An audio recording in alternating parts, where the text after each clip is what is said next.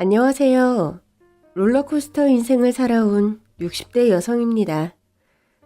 언젠가 딸이 해보자고 해서 재미삼아 제 인생을 시기별로 그래프로 그려본 적이 있었는데요.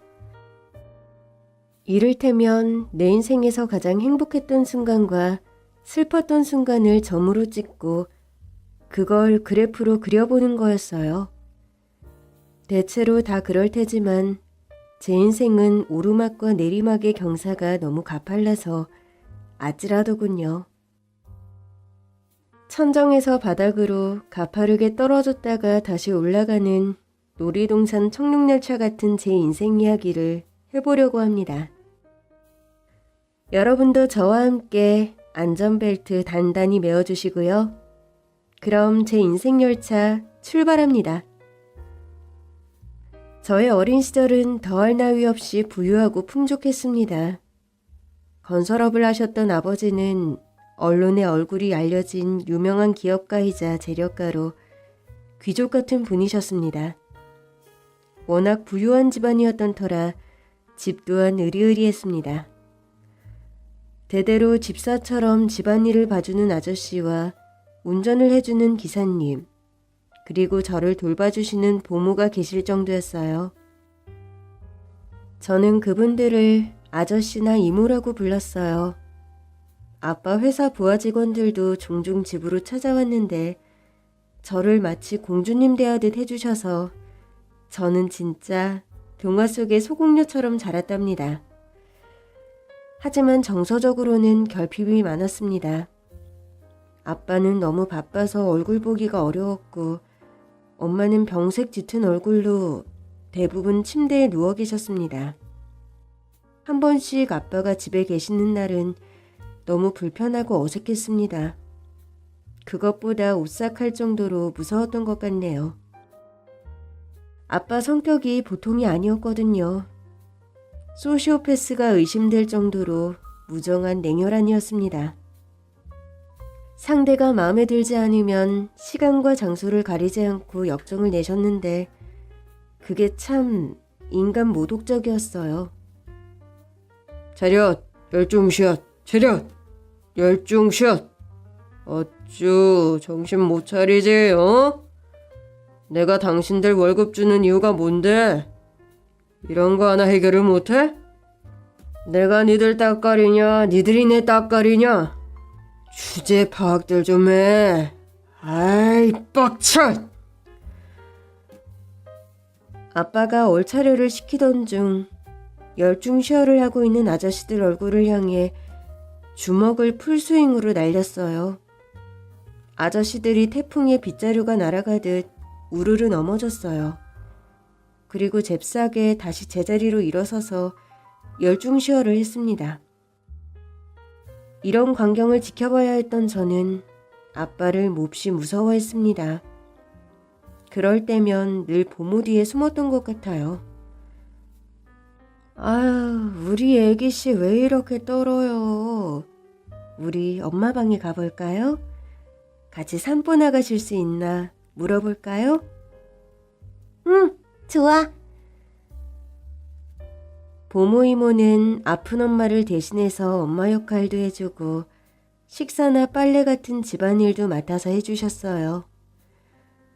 엄마는 백혈병을 앓고 계셨는데 그래도 컨디션이 좋은 날이면 제 손을 잡고 정원에 나가서 네잎클로버를 찾기도 했고 연못의 자라와 잉어를 보면서 햇볕을 쬐기도 하셨어요. 유치원에서 돌아오면 곧바로 엄마 방으로 뛰어들어가서 엄마 상태를 확인하는 게 일과였어요.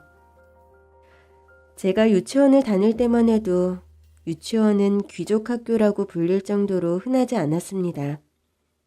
제가 유치원복과 모자와 가방을 착용한 모습을 부러운 듯이 바라보는 아이가 하나 있었는데 그건 바로 보모 이모의 딸 영선이었어요. 저희 집에 처음 왔을 때만 해도 거리를 두고 대면대면했는데 제가 유치원에 다닐 무렵이 되자 영선이가 호기심을 참지 못하고 아는 체를 해왔어요. 유치원은 어때? 재미있어? 노래도 배우고 춤도 배우고 선생님도 너무 좋아. 부럽다. 옷이랑 모자랑 가방 다 이쁘다. 너도 한번 입어볼래? 그래도 돼? 응? 그때부터 영선이는 저를 따라다니기 시작했어요. 엄마한테 인사하고 보모 이모가 만들어 놓은 간식을 먹으려고 식탁에 앉으면 영선이가 쪼르르 달려와서 고개를 들이밀면서 물었습니다. 수아야, 오늘은 뭐 배웠어? 퐁당퐁당 배웠는데 해볼까? 빨리. 그러면 저는 유치원에서 배운 노래와 율동을 영선이에게 가르쳐 주었고 영선이는 그걸 따라하면서 저보다 더 열심히 노래하고 춤을 췄어요. 그때는 사립초등학교에 입학하려고 유치원에서 입시 공부를 하기도 했어요. 자그마치 18대 1이라는 경쟁률을 뚫고 시험을 통과해야 입학할 수가 있었거든요. 엄마는 떨어져도 괜찮다고 했지만 아빠의 눈밖에 나고 싶지 않았던 저는 아주 열심히 공부를 했습니다. 오늘 내가 공부한 거 알려줄게. 자, 문제야. 맞춰봐. 사이다를 차게에서 먹으려면 어디에 두어야 할까? 그게 얼음 창고? 땡. 냉장고야. 냉장고. 다음 질문. 버스와 택시 중 네 사람이 타고 소풍 가기에 알맞은 것은? 어렵다. 버스 아니야? 정답! 버스! 땡, 택시거든, 택시. 수아는 다 맞췄어? 당연하지. 100점 만점에 100점. 저는 사립학교에 진학하고 영선이는 공립학교에 가서 초등학교는 달랐지만 집으로 돌아오면 영선이와 함께 술래잡기와 공기놀이, 소꿉놀이를 하면서 시간 가는 줄 모르게 놀았습니다. 아빠는 보모딸이랑 노는 걸 수준 떨어진다며 마뜩찮아 하셨어요. 그래서 아빠가 들어오는 발소리가 들리면 영선이와 저는 놀다가도 후다닥 떨어지고는 했어요. 엄마는 사람의 귀천이 어디 있냐면서 친구처럼 지내도 괜찮다고 하셨어요. 엄마, 아빠가 무섭게 노려보면서 수준에 맞는 사람을 사귀라고 야단치셨거든? 정말 그래? 영선이랑 놀면 안 돼? 직업에도 귀천이 없고 사람에도 귀천은 없어. 다만 그 사람의 말과 행동이 중요하단다. 우리 수아가 귀한 사람이 되고 싶으면 다른 사람도 귀하게 대해야지. 응, 엄마. 영선이와 저는 중학생이 되어서도 같이 공부를 하면서 친하게 지냈어요. 그러던 어느 주말 영선이와 도서관에 갔다가 돌아오는 길이었어요. 저희는 테스와 좋은 글씨, 제인 에어 같은 책들을 읽은 소감을 나누었고 장래희망과 꿈에 대한 이야기도 나누었어요. 나는 모델이 될 거야. 모델이 되면 예쁜 옷도 입고 예쁜 구두도 신을 수 있잖아. 수아, 너는? 나는 선생님 되고 싶어. 꿈이 너무 소박한데? 내가 제일 행복할 때가 언젠지 생각해봤는데 너한테 뭘 가르쳐줄 때더라?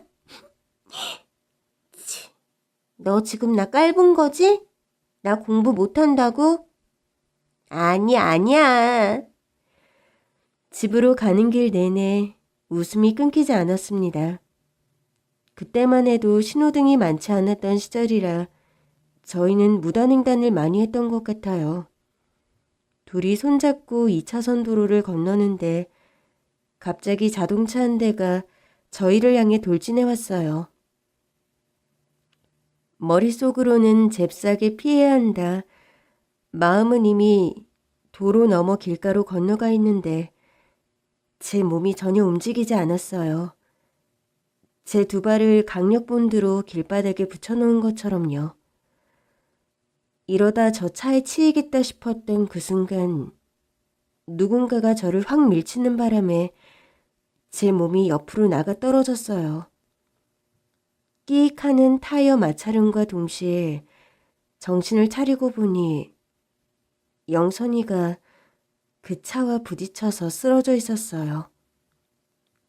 영선아, 영선아, 정신 차려봐! 영선이는 핏기 없는 얼굴로 눈을 뜨지 못했고 자동차에서 내린 아저씨가 저희를 향해 달려왔어요. 아이고 어떡해. 아이고 학생은 괜찮아요?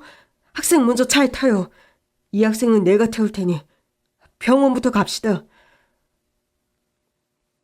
아저씨가 영선이를 안고 차에 태운 뒤 병원으로 곧장 달려갔고 병원에서 검사를 받은 영선이는 다리 골절로 깁스를 했습니다. 저는 보모 이모를 뵐 면목이 없었어요. 교통사고 소식을 듣고 병원으로 달려온 이모는 애써 괜찮다고 했지만 저를 구하다가 다리를 다쳤다는 죄책감과 자책에 많이 울었습니다. 다리에 깁스를 하고 정신이 돌아온 영선이가 저를 발견하고 희미하게 웃어주었어요. 영선아, 내가 아빠한테 말해서 꼭 다리 낫게 해달라고 할게. 그래서 꼭 모델할 수 있게 해달라고. 수아야, 나 생각해보니까 모델 별로야.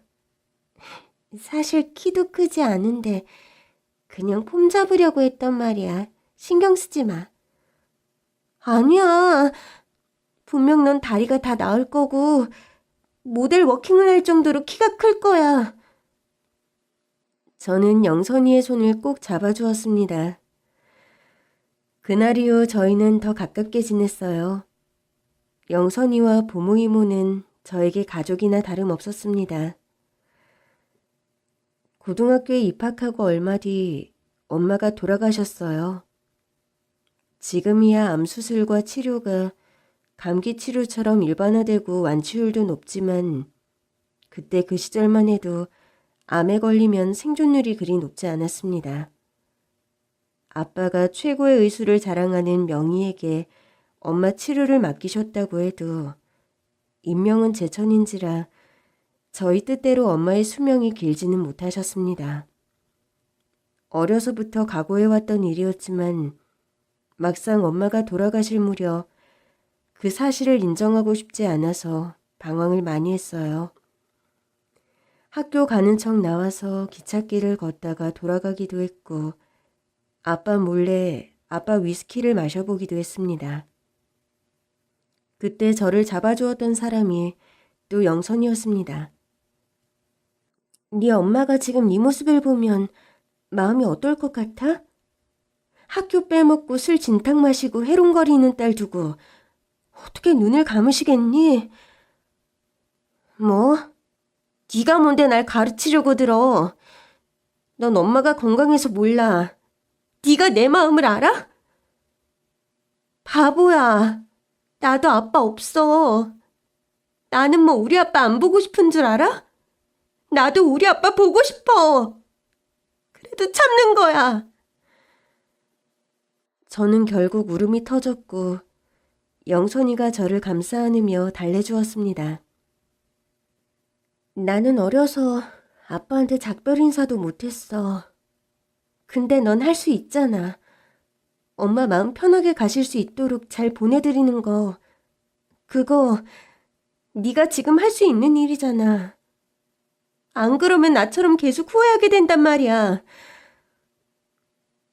영선이 말을 듣고 정신을 차린 저는 엄마가 돌아가시는 날까지 매일같이 엄마 손을 잡고 제가 얼마나 엄마를 사랑하는지 수십 번, 수백 번을 말했던 것 같아요. 엄마, 사랑해. 엄마, 내가 엄마 얼마나 사랑하는지 알지? 하늘만큼 땅만큼 사랑해요. 우리 수아, 가여운 내 딸. 엄마가 많이 놀아주지도 못했는데 벌써 숙녀가 됐네. 수아야, 엄마가 해준 게 없어서 미안. 엄마가 내 엄마여서 나는 너무 행복해. 엄마가 내 옆에 있는 것만으로도 나는 너무 감사해. 수아야, 엄마가 얼마나 널 사랑하는지 알지? 네가 면사포를 쓰고 결혼하는 모습을 꼭 보고 싶었는데 아무래도 난 엄마, 엄마! 우리 수아, 부디 좋은 사람 만나서 엄마보다 더 사랑받고 행복해야 한다. 엄마는 저의 행복을 빌어주셨고 일주일 뒤에 눈을 감으셨습니다. 이모와 영선이가 없었다면 저는 더 외로웠을 거예요. 아빠는 엄마의 장례도 결제 서류에 도장 찍듯 처리하고 곧바로 회사로 나가 업무를 보셨고 저에겐 여전히 무관심하셨습니다. 그리고 1년도 안 되어 15살 연하의 젊은 여자와 재혼을 하셨어요. 발레를 전공했다는 새엄마는 너무 바른 자세를 해서 그런지 목에 깁스를 한 것처럼 턱을 들고 다니셨어요. 도도한 백조 같다고 해서 영선이와 저는 새엄마를 우리끼리 몰래 도백이라고 불렀습니다.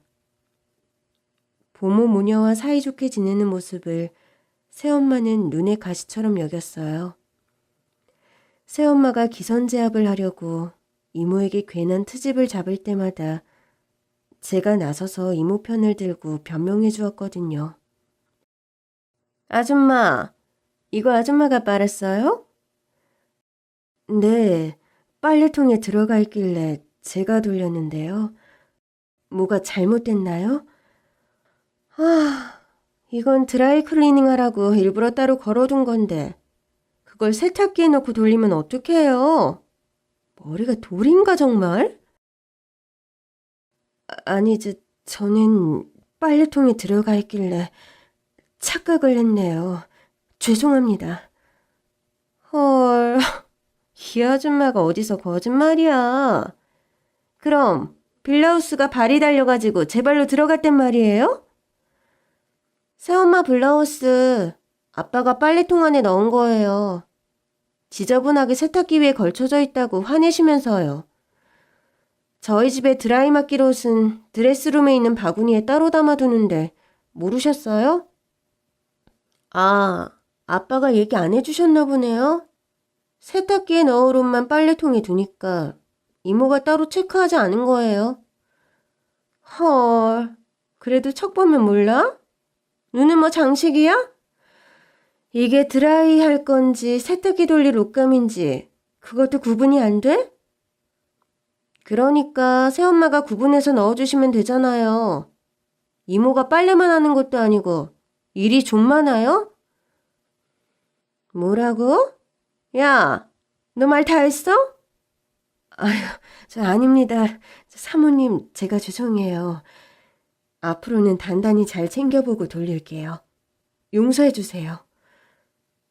아줌마, 앞으로 아줌마 마음대로 하지 말고요. 앞으로 뭐든 저한테 허락받고 하세요. 장 보러 갈 때, 식사 준비할 때 전부 다. 알겠어요? 네, 사모님. 계모들은 다 그런 걸까요? 새엄마 역시 심보가 고약했습니다. 아빠 앞에서는 여보, 피곤하시죠? 어깨를 주물러주고 온갖 애교를 다 부리면서 저희 앞에서는 표독한 얼굴로 사람을 무시했어요. 도도한 백조이자 아수라백작이었던 새엄마는 이모를 못 잡아먹어 안달이었는데 그 때문이었는지 이모가 덜컥 불치병에 걸리고 말았어요. 난치성 백혈병. 국내의 의료기술로서는 치료법이 없어서 미국에서 치료받아야 하는 병이라는 진단을 받고 이모와 영선이는 절망하고 말았어요. 저는 아빠에게 울면서 매달렸어요. 아빠, 이모는 나한테 엄마나 다름없잖아요. 제발 미국에서 치료받게 도와주세요. 제발요. 지금까지 안 내쫓고 우리 집에 거둔 게 어딘데? 네 친엄마 부탁 아니었으면 벌써 내보냈을 사람들이야. 너는 아직도 똥인지 된장인지 구분을 못하니? 세상이 아무리 평등하고 차별 없다고 해도 이 세상은 철저한 계급사회란다. 사람마다 급이 다르고 그 급에 따라서 노는 물이 다른 법이야. 너도 이참에 저 쌈마이들하고 놀지 말고 확실하게 선을 그어서 관계를 정리해. 설상가상으로 새엄마가 음모를 꾸며서 이모한테 도둑이라는 누명을 씌우셨어요. 아빠가 선물해준 명품 목걸이와 귀걸이 세트가 사라졌다고 난리를 피우면서 온 집안을 쥐잡듯이 들쑤셨고 끝내 이모 가방에서 잃어버렸다고 주장하는 귀금속 세트가 나왔어요. 믿어주세요, 사모님. 저는 아니에요. 절대 아니에요. 하여간 이 아줌마 잡아떼는 데는 선수야. 전에는 빨래가 제 발로 들어갔다더니 이번엔 목걸이가 발이 달렸다네? 아니, 목걸이와 귀걸이가 왜 아줌마 가방에서 나오는 건데? 아줌마 질 나쁜 사람이었네. 혹시 이거 말고도 삥땅 친 거 많은 거 아니야? 아줌마, 좋은 말 할 때 불어봐. 조사하면 다 나와? 우리 엄마 그런 사람 아니에요. 법 없이도 살 사람이에요. 잔돈 100원이라도 더 받으면 버스 타고 돌아가서 돌려주는 분이 우리 엄마예요. 도덕이나 법을 칼같이 지키는 분이세요. 절대 우리 엄마는 남의 물건에 손대는 그런 분이 아닙니다. 저도 지지 않고 영선이 편을 들었습니다. 맞아요, 새엄마. 오해가 있는 것 같아요. 지금까지 단 한 번도 이런 일이 없었어요. 새엄마가 저를 노려보면서 으르렁 듣습니다. 뭐? 그 말인 즉슨 내가 들어와서 도둑이 들었다? 이게 내 탓이야? 내 목걸이 귀걸이가 없어진 게 내가 오면서부터다? 너 지금 말 잘해야 돼. 지금 하는 말 다 책임져야 한다고. 알아? 여자들이 언쟁을 벌이는 모습을 지켜보던 아빠가 조용히 일어나서 가방 하나를 던졌습니다. 우리 집에 도둑고양이는 안 키워. 당장 나가세요. 아줌마 딸 데리고. 아빠, 이모는 아니야. 그럴 사람이 아니라고. 그럼 내가 없는 일을 꾸몄다는 거니? 눈앞에 증거가 있는데 무슨 헛소리야. 여보, 나 무지 억울해. 쟤 매번 저렇게 나 공격한다? 괴물하고 나 무시하는 거지? 아빠가 눈썹 하나 까딱하지 않고 매몰차게 말했습니다. 경찰 부르기 전에 두 사람 당장 꺼지세요.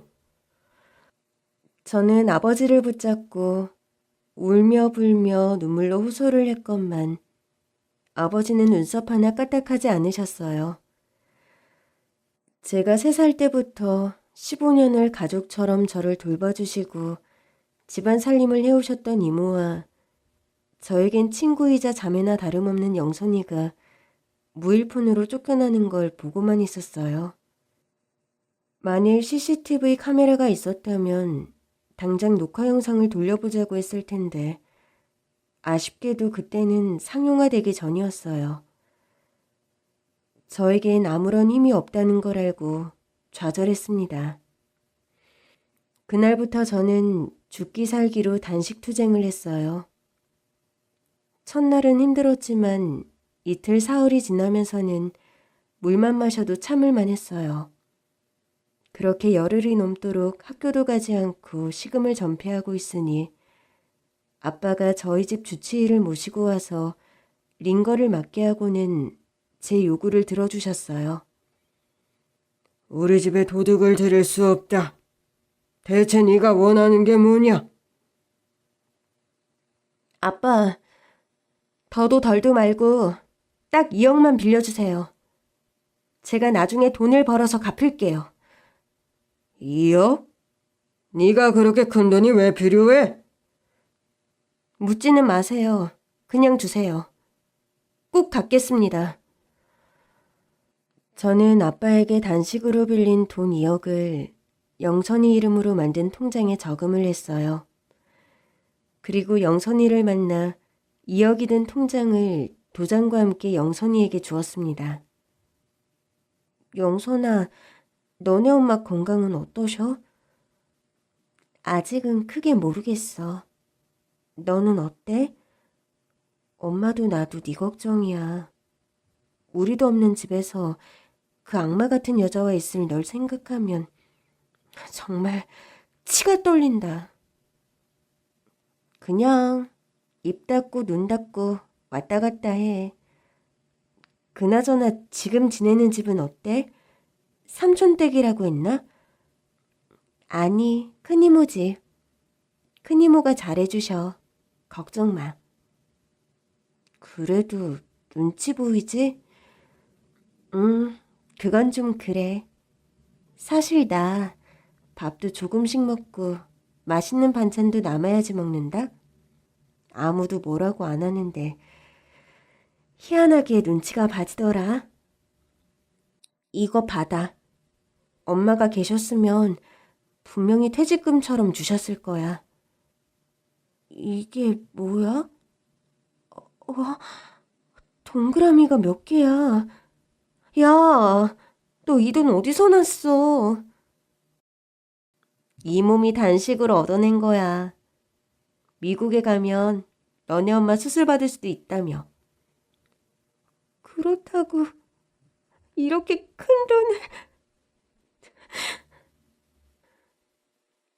영선이가 말을 끝맺지도 못한 채 눈물을 터뜨렸습니다.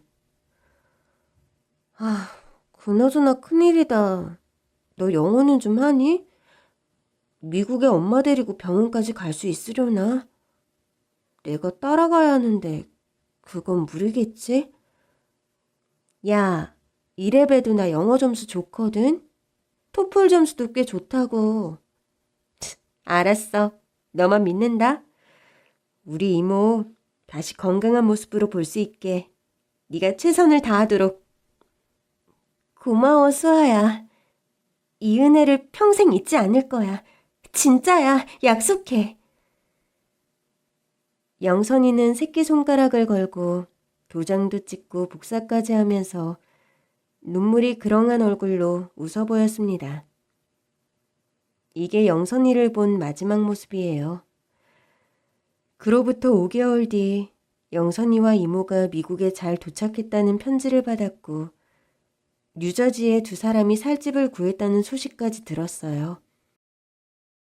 그리고는 자연스럽게 연락이 끊겼습니다. 이따금 엄마가 그리울 때, 문득 외로울 때 영선이와 이모에게 편지를 보냈지만 영선이의 답장은 집으로도 학교로도 오지 않았어요. 그렇게 시간이 흐르는 동안 저는 어릴 적 꿈꾸었던 선생님이 되려고 사범대학에 진학했고 새엄마는 아들을 낳았으며 아빠의 무관심은 극에 달해 저는 그야말로 집안의 애물단지 찬밥 신세가 되었어요. 사범대학을 졸업하고 발령을 받자마자 이 집에서 나가 독립을 할 계획이었는데 그러지를 못했습니다. 왜냐면 아빠 건강이 안 좋아지셨거든요. 간암이라는 의사의 말에 가족 모두 충격을 받았어요. 새엄마는 아빠가 위독하니 저를 빨리 씻보내야 한다고 주장했어요. 아빠도 예전과 달리 저에게 관심을 보이며 결혼을 독려하셨어요. 수아야, 아빠가 건강하면 모르겠는데 수술 결과가 어떻게 될지 누가 알겠니? 내가 건강하게 살아있을 때 너라도 시집을 간다면 이 아빠는 안심이 되겠구나. 아버지, 저는 결혼 생각이 없어요. 저 얼마 안 있으면 교원 자격증도 나왔는데. 아빠, 제발요. 저 정말 애들 가르치고 싶어요. 얘는 누굴 닮아서 그렇게 고집이 센 거야? 네 아빠가 오죽하면 그럴까? 아빠 마음을 그렇게 몰라? 네 아빠 건강할 때 너 손잡고 식장에 들어가고 싶다는 말씀이잖아. 안 그래요, 여보? 맞다, 수아야. 이건 네가 양보를 해다오. 그렇게 저는 졸업을 하기도 전에 급하게 맞선을 보고 서둘러 결혼을 했습니다. 중소기업을 하는 사업가 집안의 5남매 중 철부지 막내 아들이었어요. 명품과 고가의 자동차를 타고 다니는 압구정동 오렌지족으로 밤이면 밤마다 나이트클럽에서 즉석 만남을 즐기는 것으로 유명한 남자였어요. 남편 역시 저처럼 부모의 성화에 못 이겨서 결혼을 했고 한동안은 차를 끌고 다니면서 야, 타! 를 외칠 수 없게 되었죠. 아빠는 저에게 이렇게 위로를 해주었어요. 남자는 자고로 젊었을 때 놀아본 놈이 결혼해서는 가정에 잘하는 법이야. 이미 후회 없이 즐길 대로 즐겼으니 노는데 더 이상 미련이 없는 거지. 결혼할 때는 저거 결혼 생활 잘하겠나 싶지만 이런 애들이 화목하게 잘 살더라. 젊었을 땐 안 놀고 새님처럼 굴다가 늦바람 든 놈들이 가정 파괴하고 그러는 거야. 아빠 말 들어. 그런데요. 아빠는 모르셨어요. 재벌을 개 못 주는 경우가 더 많다는 걸요. 그나마 신혼 초에는 가정적으로 보였어요. 남편이 그렇게 좋아하는 술도 마시지 않고 클럽도 들르지 않고 퇴근하자마자 집으로 왔거든요. 아마 시아버지 눈치를 봤던 것 같아요. 시아버지가 어려울 때마다 저희 아빠의 도움을 받고 계셨거든요. 시어머니도 처음엔 저를 살뜰하게 챙기셨어요. 그래, 네 엄마가 평으로 돌아가셨다지? 어려서부터 엄마 품을 모르고 자랐다며. 이제 내가 엄마다 생각하고 대하렴. 나도 널 며느리가 아니라 딸이라고 생각할게. 알았지, 수아야? 저는 원했던 결혼은 아니었지만 선생이 되지 못해 불평불만만 입에 달고 사는 어린아이는 아니었습니다. 새로운 생활에 적응하려고 노력했어요. 인생의 방향을 따라 열심히 노를 저었죠. 그런데 그 사태가 벌어지고 말았습니다. 굴지의 기업으로 유명했던 아빠의 회사가 IMF 외환위기의 어려움 속에서 도산의 길을 걷게 되었어요. 무모하게 회사의 몸집을 불려나가던 아빠는 자금난에 봉착했고 끝내 부채를 갚지 못해 아빠의 회사는 공중분해되고 말았어요. 아빠가 새엄마와 동생을 데리고 싱가포르로 도피를 했다는 말을 들었을 때 저는 정말 섭섭하고 서운했습니다. 이 세상에 혼자가 됐다는 기분이 들었어요. 어떻게 딸 자식인 저에게 아무런 말도 없이 떠날 수가 있어요? 아빠의 마음을 아무리 이해하려 해도 이해되지 않았어요. 아빠 회사가 망한 뒤 시댁 식구들은 저를 보란듯이 구박하기 시작했습니다. 사람들이 하루아침에 얼굴을 싹 바꿀 수 있는지 무서울 정도였는데 특히 시어머니의 변화가 제일 컸습니다. 야, 지금이 몇 시인데 처자빠 자고 있어? 야, 아니 시아버지 출근하신 뒤에 아침밥 할 거니? 얼른 일어나서 밥해. 이게 아직도 정신을 못 차렸나? 지가 아직도 공주인 줄 알아? 네가 공주면 나는 왕비다. 병신 같은 게 누굴 등신으로 알아? 얼른 밥하고 우리 식사할 때 욕실 청소나 해. 알았니? 어머니, 일하는 아주머니 계시잖아요. 왜 저한테 해고했다. 집에서 손 하나 까딱 안 하고 놀고 먹는 며느리 두고 왜 돈을 써? 이제부터 네가 아줌마 몫까지 다 해. 저는 눈물을 머금고 그 집에 하녀처럼 일을 하게 됐어요.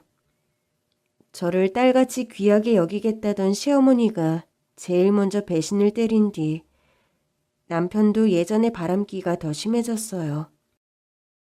옛날 오렌지족 시절의 버릇을 버리지 못하고 밤이면 밤마다 압구정 일대를 쏟아냈어요. 그때만 해도 이혼을 결심하는 것이 쉽지 않았습니다. 이혼을 하고 사립학교라도 시험을 쳐볼까 했지만 인생은 제 뜻대로 흘러가지 않았어요. 이혼을 결심한 그때 아이러니하게도 임신이 되었거든요. 아이 참, 밥 먹는데 밥맛 떨어지게. 넌 식사 예절도 안 배웠냐? 여보, 미안. 음식만 보면 자꾸... 잠시만. 몸이 나른하고 음식만 보면 헛구역질이 났어요. 혹시나 싶어서 산부인과에 갔는데 역시나 임신이었습니다. 그래도 임신을 했다고 예전처럼 마기를 시키고 막말을 하지는 않더군요. 서로 조심하면서 10달을 보내고 출산을 했는데 딸이었습니다. 병원에서 몸 추스리고 딸을 데리고 집으로 돌아왔는데 시어머니가 가방을 던지며 나가라고 하더군요. 쓸모없는 년? 아들도 못 낳는 퍼러지 같은 년은 우리 집에 필요 없다. 네 집 다 싸놨으니 가져가. 어머니, 갓난아기를 데리고 어디로 가란 말씀이세요? 내 알바야? 네 갈 길 가면 되지. 너네 아버지 계신 싱가포르로 가든지 네 마음대로 해. 이혼 서류에 도장도 내가 다 찍었다. 여보, 당신 애잖아. 애가 무슨 죄가 있어. 우리 딸 아빠 없는 애로 키우고 싶지 않아. 여보. 나한테 왜 그래, 씨발. 겁나 부담스럽게 구네. 난 아빠 될 마음 없거든. 그러게 누가 애를 낳으랬냐? 진짜 눈에 빠져서는. 저는 남편에게 버림받고 시댁에서 쫓겨났습니다. 옛날 같으면 호텔이라도 들어가서 자련만 수중에 돈도 별로 없었습니다. 있는 돈 없는 돈을 다 끌어모아서 경기도 변두리의 작은 여인숙으로 들어갔어요. 결혼할 때 했던 폐물과 엄마가 남겨주신 폐물, 명품 가방 등을 전당포에 맡기고 육아용품도 샀어요. 어떻게든 아이를 얻고 할 수 있는 일자리를 찾았는데 시장통에 만둣집 아주머니가 저를 불쌍히 여기시고 저에게 가게에서 먹고 자게 해주셨어요. 그렇게 저는 남편 없이 만두를 빚으며 딸을 키우게 됐습니다. 저는 딸을 몹시 사랑했고 딸이 원하는 걸 해주기 위해 최선을 다했지만 경제적인 여유가 없어서 다른 집에 비하면 늘 조금 모자라게 키웠습니다. 학원 한번 제대로 보내지 못했고 딸 역시 학원을 보내달라고 조르지도 않았어요. 대신 EBS 교육방송을 틈만 나면 챙겨보았어요. 그 덕분인지 공부를 꽤 잘했습니다. 중고등학교 때도 성적이 전교에서 늘 3등 안에 드는 똑똑한 아이였어요. 하루 종일 만두를 팔고 밤 12시가 넘어 집으로 돌아오면 딸이 공부를 멈추고 저를 반갑게 맞아주었어요. 딸을 보면 하루의 피로가 싹 가시는 기분이었습니다. 식탁에 앉아서 두런두런 이야기를 나누면서 매일 밤 우리가 무슨 고민을 하고 어떻게 헤쳐나갈지를 주고받고는 했어요. 딸아이는 제가 소공녀처럼 살았던 옛날 이야기를 해주면 무슨 신화 같은 소리냐며 믿지를 않았습니다. 나중에는 선생님에게 구박받던 동화 소공녀에 나오는 주인공이 너무 불쌍하다면서 눈물을 흘리더군요. 소공녀는 결국 아빠가 돌아오잖아. 그래서 해피엔딩. 근데 할아버지는 돌아오지 않으셨으니까 엄마 이야기가 더 슬퍼. 아니야. 할아버지 소식은 없었지만 대신 민이라는 딸을 얻었잖아. 나는 그거면 돼. 어떤 보물보다 더 중하거든. 엄마, 나 공부 열심히 해서 서울대 갈 거야. 그리고 엄마한테 효도할게. 엄마가 비록 바빠서 입시 동향을 파악해주지는 못하지만 네가 부족함 없이 공부할 수 있도록 끝까지 밀어줄 테니까 아무 걱정 말고 공부 열심히 해. 엄마, 나 대학 들어가는 등록금만 있으면 돼. 그 다음은 내가 알아서 할 거니까 엄마 너무 무리하지 말고, 응? 이 녀석은 누굴 닮아서 이렇게 예쁜 말만 할까? 참, 내가 엄마를 닮지 누굴 닮겠어? 제가 바로 엄마의 귀한 유전자 덩어리잖아요. 저는 딸을 밀어주겠다는 말을 지키기 위해서 매일 밤낮 없이 365일 쉬는 날 없이 가게 문을 열었습니다. 그렇게 한 푼 두 푼 귀하게 돈 버는 모습을 본 딸아이는 저에게 효도를 하겠다면서 더 열심히 공부했어요. 그리고는 서울대학교에 장학금을 받고 들어갔습니다. 딸아이가 서울대에 합격했다는 소식을 듣고 저는 지난 20년 동안 딸을 키우면서 조바심 내고 걱정하고 불안하면서도 행복했던 지난 날들이 주마등처럼 떠올라 눈물을 펑펑 쏟았습니다. 딸아이도 저를 부둥켜 안고 울더군요. 아빠 없이 자랐지만 단 한 번도 불평하지 않고 잘 자라준 제 딸이 너무 대견하고 기특했습니다. 딸 자식을 서울대 보낸 엄마라고 시장 통해 소문이 나면서 만두집으로 찾아오는 동네 주민들이 많아졌어요. 만두 포장을 시키고는 괜시리 자녀들 입시에 대한 상담을 묻곤 했어요. 예솔엄마, 진심으로 나는 하나도 몰라. 만두만 빚었지. 요즘 수능이 어떻게 돌아가는지 모르겠더라. 그냥 내 딸은 지가 알아서 갔어. 미니 엄마 겸손한 거야 잘 알지. 겸손도 지나치면 예의 없어. 비결 좀 말해줘. 응? 진짜야. 내가 모르는 걸 어떻게 말해. 섭하다 진짜. 정말 몰라서 모른다고 하는 걸 주변 사람들은 믿지 않았어요. 우리 딸은 대학에 들어가서도 장학금을 받았고 우수한 성적으로 졸업까지 했습니다. 지도 교수님이 소개해준 연구소에서 일을 하게 됐고요. 1년을 사귄 남자친구와 결혼 이야기도 오가게 됐어요. 옷까지 한 벌 예쁘게 빼입고 남자친구 집에 인사를 드리러 갈 때도 제 딸이라 그런지 얼굴에서 귀티가 흘렀어요. 그런데 그날 이후로 제 딸아이가 밥도 제대로 먹지 못하고 밤마다 저 몰래 울고 있다는 걸 알게 됐습니다. 미니야, 왜 울어? 새벽 1시가 넘었는데 안 자고 왜? 무슨 일이야? 엄마, 나 너무 힘들어. 자라면서 힘들다고 단 한 번도 운 적 없는 강한 아이였어요. 저는 제 딸을 품에 안고 토닥토닥 다독였습니다. 왜? 무슨 일이야? 엄마한테 다 말해. 괜찮아. 어떤 말도 다 괜찮아. 다 들어줄게. 엄마, 남자친구 집이 잘 사는 줄은 알았는데 재벌가인 줄은 몰랐어. 남친 엄마 아빠 모두 하버드대 출신이고 우리 집이랑 차원이 달라. 예비 시어머니가 날 보더니 단도직입적으로 말하겠다면서 헤어져 달래. 그냥 헤어져 달래. 왜? 이유가 뭔데?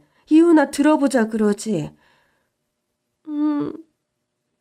이유를 물었더니 집안 차이가 심한 결혼은 결사 반대래. 집안 차이 나는 혼사로 행복한 집안을 못 보셨다면서 내가 아무리 똑똑해도 며느리로 받아줄 수 없다고 하셨어. 재벌이면 다야? 무슨 그런 모욕적인 말을 숨김없이 한대. 그런 시어머니 필요 없다고 그래. 네가 뭐가 못나서 그런 시집을 가. 됐다고 해. 엄마, 나도 그러고 싶은데 그게 안 돼. 나 기준 씨랑 살고 싶어. 내가 처음으로 사랑한 사람이야. 욕심인 거 나도 잘 아는데 정말 그 사람 곁에 있고 싶어. 엄마, 나 기준 씨 없으면 못 살 것 같아. 어떡해?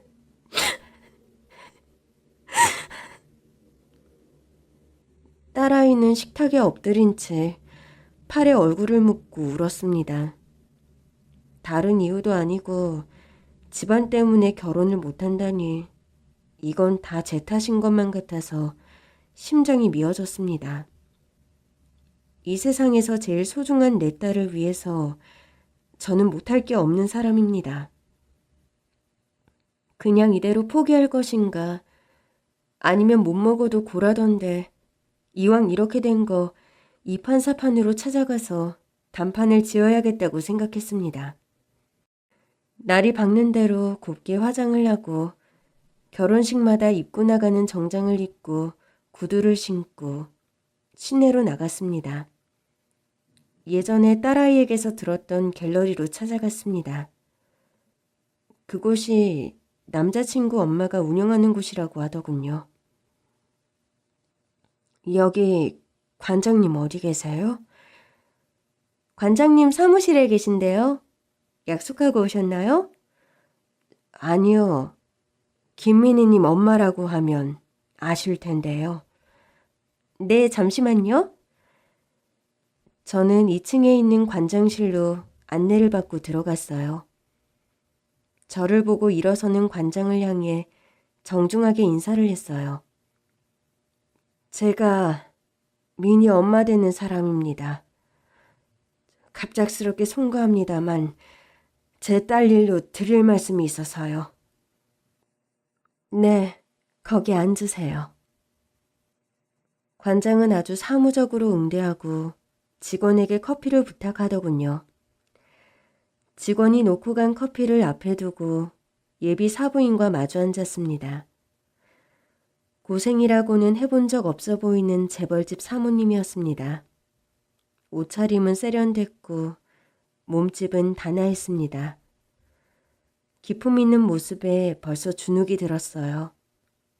그런데 관장이 절 빤히 쳐다보더니 문득 근데 우리 어디서 만난 적 있죠? 글쎄요. 저는 저희 만두집에 손님으로 오신 적이 있나 하고 비디오를 돌려봤지만 잘 모르겠더군요. 혹시 땡땡 고등학교 나오셨어요? 아닌데요. 그럼 땡땡 중학교? 아닌데요. 제가 평범하게 생겨서 그런 오해를. 한남동. 혹시 이름이 수아? 수아야. 수아 맞지?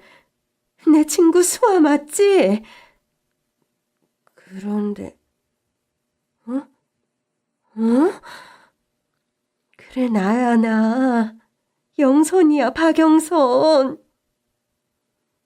저는 머리를 세차게 맞은 것처럼 멍하니 예비 사부인의 얼굴을 쳐다보았습니다. 울먹이는 얼굴에서 제가 예전에 알던 어린 영선이 얼굴이 겹쳐 보였습니다. 영선이는 저를 얼싸안고 눈물을 터뜨렸습니다.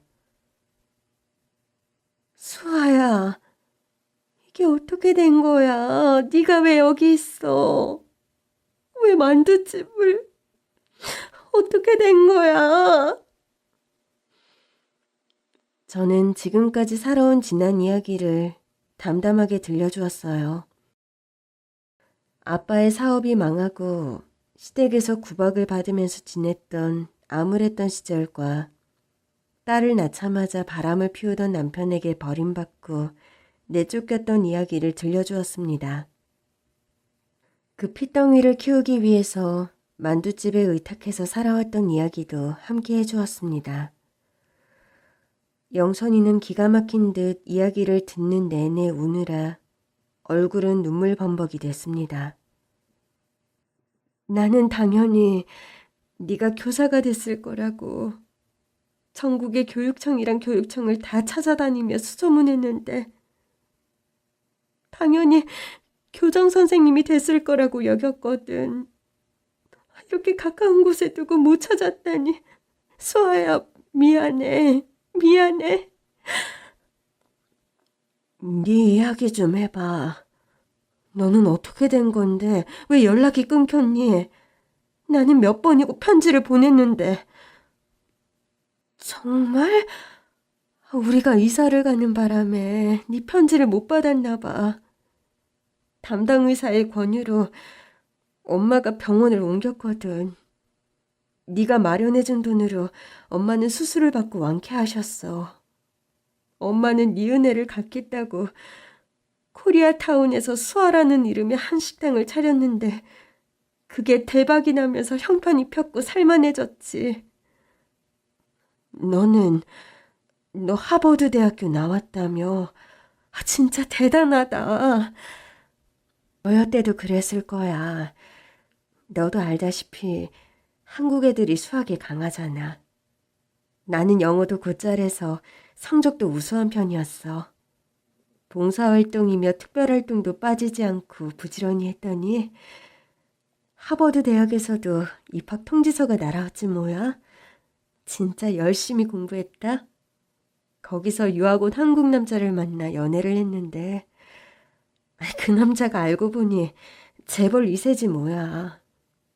부모의 반대를 무릅쓰고 남편은 결혼을 강행했고 그렇게 남편을 따라 한국으로 돌아와서 아들을 낳고 살게 된 거야. 이모는 한국으로 같이 돌아왔지? 아직 살아계셔? 내가 들어올 때 같이 들어왔는데 병이 재발되셔서 2년 전에 돌아가셨어. 그랬구나. 이모 보고 싶었는데 나한텐 엄마나 다름없었잖아. 엄마보다 더 날 돌봐주셨으니까. 엄마도 눈 감으실 때까지 네 걱정만 하셨어. 나는 어떻게든 엄마 임종 전에 널 찾으려고 미친 듯이 교육청만 찾으러 다녔어. 바보같이. 이렇게라도 만난 게 어디야. 영선아, 너무 반갑다. 수아야, 수아야. 애기씨라고 불리던 네가 고생 많았지. 고생은 난 우리 딸 덕분에 고생한다는 생각 단 한 번도 안 했어. 너도 봤지 내 딸? 얼마나 예쁜지 봤지? 얼마나 똑똑하게 자랐는지 알지? 알지 알아. 똑똑하고 지혜롭고 인성까지 너무 훌륭하더라. 진짜 탐나는 아이였어. 그런데 왜 반대했니? 너 정말 우리가 가난해서 그런 거야? 아니야, 수아야. 그런 게 아니야. 영선이가 다시 눈물을 뚝뚝 흘리면서 결혼을 반대했던 진짜 이유를 들려주었습니다. 실은 우리 아들에게 말 못할 사정이 있었어. 뭔데 그게? 얼마 전에 아들이 건강검진을 받았는데 세상에 혈액암이라지 뭐니. 난치성 희귀병인데 의사 말이 생사가 불투명하다는 거야. 어떡해. 엄마도 백혈병이었는데 재발해서 돌아가신 거잖아.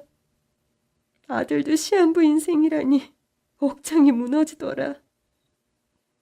우리도 결혼 이야기가 나와서 내심 기대하고 있었어. 홀어머니 밑에서 강단 있게 자란 아름다운 숙녀라고 우리 아들이 얼마나 좋아했는지 몰라. 우리 욕심 같아서는 당장 결혼이라도 올리고 싶지. 하지만 자칫 잘못되면 미니 인생은 어떻게 하니? 그래서 눈치를 끈 감고 반대했던 거야. 막상 반대를 하려니까 명분이 없는 거야. 그래서 가난한 집안 딸은 안 된다고 모진 말을 했지만 그건 거짓말이었어. 그렇게라도 안 하면 두 사람 모두 불행해질까 봐 그랬어. 나는 정말 우리 집안 배경 때문에 거절하는 줄 알고 사부인을 만나 읍수하려고 왔지. 오길 잘했다. 그치? 우리 인연의 끈이 이렇게 이어져 있다는 게 믿기지 않아. 내 아들과 네 딸이라니 너무 신기하다, 수아야. 영선아. 영선이 아들이 혈액암에 걸렸다는 사실을 제 딸에게도 알려주었습니다. 그것 때문에 일부러 거짓말로 결혼을 반대했다는 것도요. 딸은 그럼에도 불구하고 단 하루를 살아도 그 사람과 살겠다면서 결혼을 선택했고 두 사람은 그해 실록이 아름답던 5월에 결혼식을 올렸습니다. 수아야, 우리가 사돈이 됐네? 돌아가신 엄마들이 좋아하시겠다. 그치? 애들 결혼하는데 왜 이렇게 눈물이 나냐? 원래 이런 거야? 모르지, 나도. 혼주는 처음이라서. 사위는 결혼식을 올리고 열심히 항암 치료를 받았어요. 그리고 5년 뒤 완쾌 판정을 받았어요. 그동안 온 가족이 하나가 되어 사위의 치료에 집중했습니다.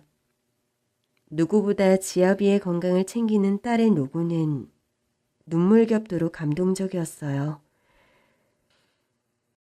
암 환자를 위한 식단과 운동을 함께하면서 저희 딸은 더욱 성숙해졌고 이제 그들을 닮은 2세까지 출산을 했어요. 영선이와 저는 사이좋게 할머니가 됐습니다. 영선이는 예전에 빌렸던 돈 2억을 갚아야 한다면서 요즘 시세로 환산해서 제가 했던 것처럼 통장을 선물로 주었습니다. 그래서 저는 갑자기 로또를 맞은 사람처럼 큰 부자가 됐습니다. 그리고 꿈에 그리던 선생님이 됐어요. 이 나이에 무슨 학교냐고요? 한글을 배울 기회를 놓친 노인들을 위한 한글 교실에서 한글을 가르치는 봉사를 시작했거든요. 학생이 겨우 5밖에 안 되는 작은 교실이지만 제가 학생을 가르치는 즐거움과 행복을 만끽하고 있답니다. 영선이도 한글 교실을 찾아와서 저를 응원해 주었어요. 잘 어울리네, 우리 수아. 고마워. 사실 그동안 친구들이 교사 생활하면서 애로사항 이런 거 말할 때 엄청 부러웠거든.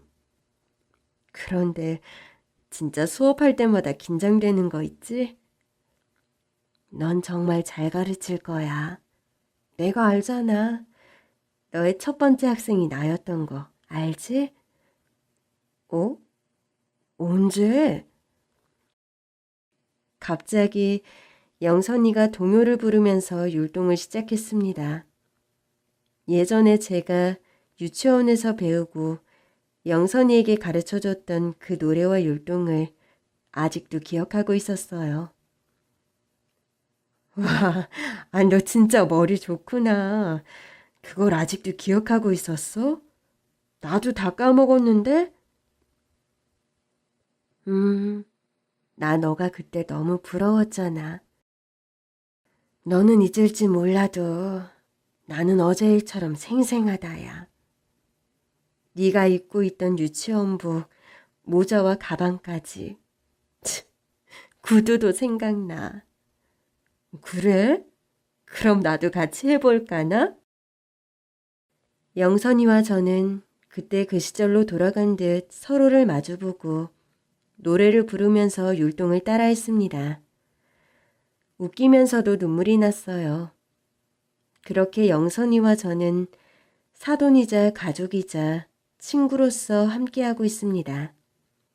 맛집도 다니고 가까운 근교로 여행을 다니기도 합니다. 때로는 아이들과 함께 해외여행도 가고요. 이제 제 인생의 곡선을 비상을 하고 있어요. 추락하는 모든 것에는 날개가 있다던데요. 그런 것도 같아요.